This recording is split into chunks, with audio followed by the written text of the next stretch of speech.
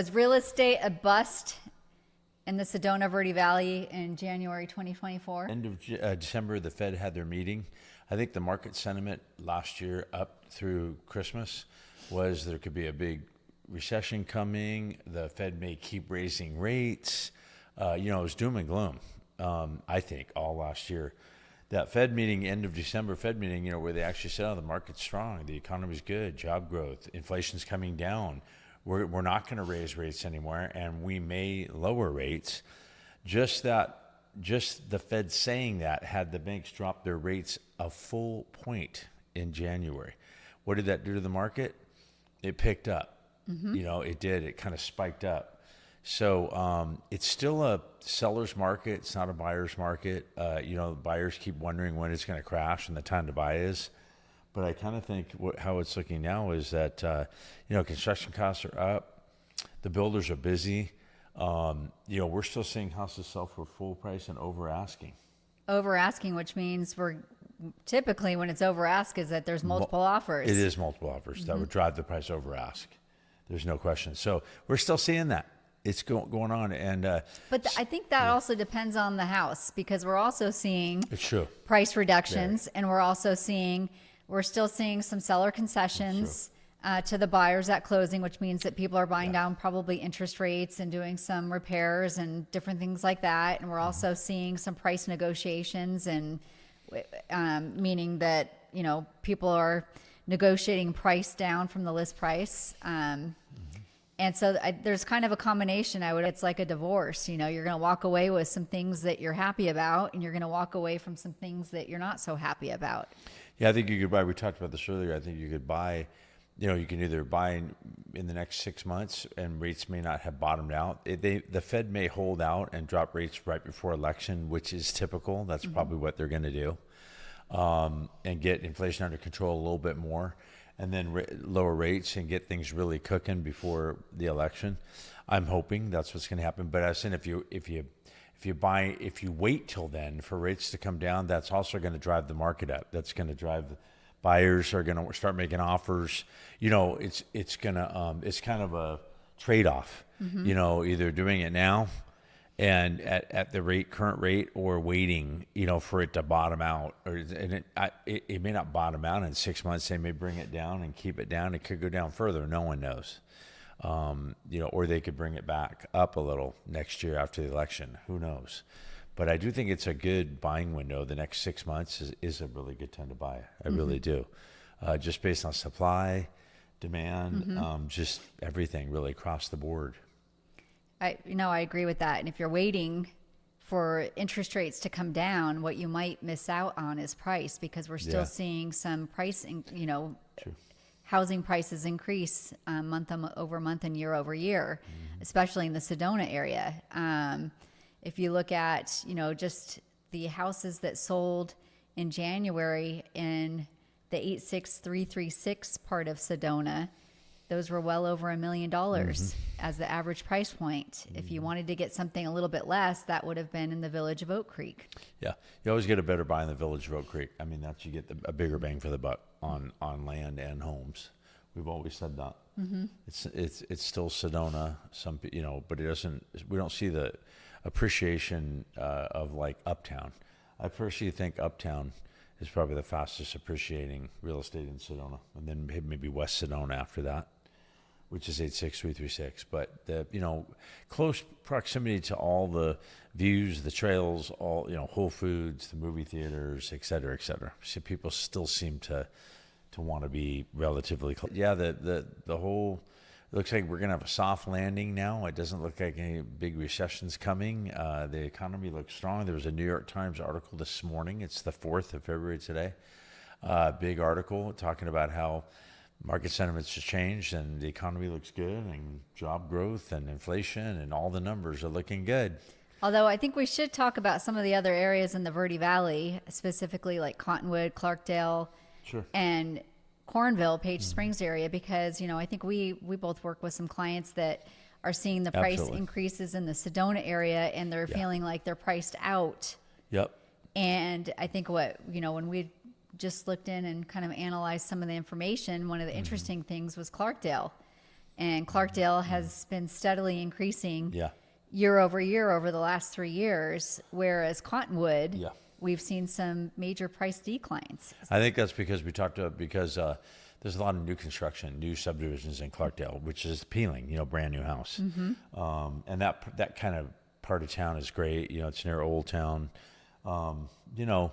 I do think you even get a bigger bang for your buck out in Cottonwood, in Clarkdale, in those areas, except you're not going to see the appreciation, in my opinion. It's still not Sedona. You're not going to see the same appreciation over the long haul in that heart of Sedona, uptown West Sedona. That's still the best place to buy if you can afford it. If you can't, Village Creek probably your next bet. And if that's out of your range, sure, there's nothing wrong with going to Clarkdale, Cottonwood, Rimrock, Camp Verde, Cornville, all those outlying areas, beautiful areas. We have nothing against them at all. We've actually, I'll speak for myself. I've grown to enjoy that real estate more because with what's happened to Old Town, Cottonwood, it's really fun there. There's a lot of action and also really pretty, like the, Page Springs Road and Creek where Senator McCain lived, and that's such a beautiful area. And even Camp Verde, we've driven through Camp Verde, and the horse properties there are gorgeous. I mean, it's a really beautiful place. I think in terms of like an investment, there has been probably more people have been looking at manufactured properties just because of affordability. That's true. And when you look at the Cornville area, single family homes, prices are down, but manufactured pricing is up. Yep. And there's more year over year. Again, there's been a consistent increase in the manufactured pricing. And I think that's just because that's what's the value there. And there is a big mix of manufactured and single family homes in the Cornville area. Yep. And so hopefully lenders will loosen up a little bit this year. I hope, I hope things get better. Land is still you got to put a little bit more down. I'm hoping that changes. Although I'm offering deals with my Sky Ridge estates, I'm offering seller financing and different methods to put less down and that kind of thing. We're probably going to see more of what we saw in January. I do. I think that the buying season starts here at Valentine's Day.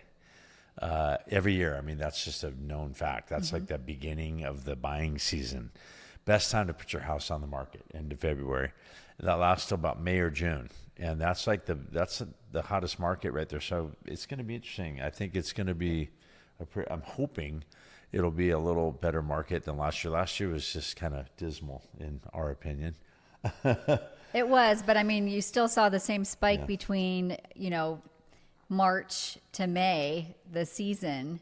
You still saw that spike of an upward trend, and then it went down again and then back up. Yep. So that's and then we read today that Airbnbs were actually even coming back a little bit, and we own some in town, and they seem to be picking up. So hopefully people will. Market sentiment is such a driving force. People being positive about the future and the economy is really important. They get out of that fear mode of holding their money and not traveling and saving to like wanting to spend again. So I think that's on the horizon. I mean, also the average sold price per square foot in Sedona, not including the village of Oak Creek, is in the mid-5s right now.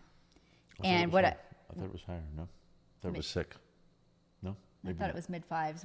Could be. We can go back and look at it, and we'll make sure that we put it on the video. But what I did find kind of interesting were some houses that were pre-existing homes, not brand new homes, in January that sold for over $900 a square foot, which is pretty amazing. That just kind of shows that there's still, premium properties. The higher end, some of these higher end homes that come on that we like, that come on at $1.5 million, $1.9 million, then overbid to $2 million. I mean, that market's still pretty good.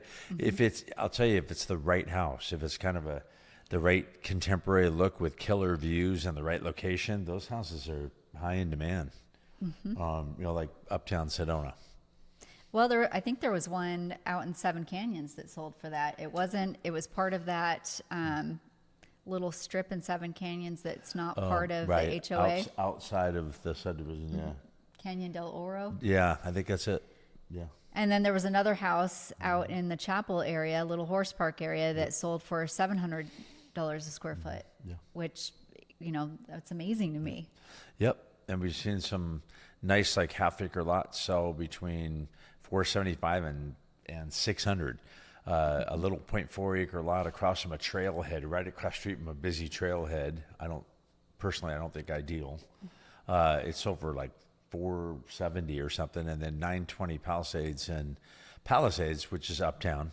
Up, I think a 0.9 acre lot sold for 520. And so, you know, we're seeing some good lot sales too. Absolutely. In the fives. And then of course we sold our first Skyridge lot for 500 cash, closed 2 weeks ago. Question for you, and that is, what do you think about what's happening in the market? I like it. Please leave your comments in the comments below.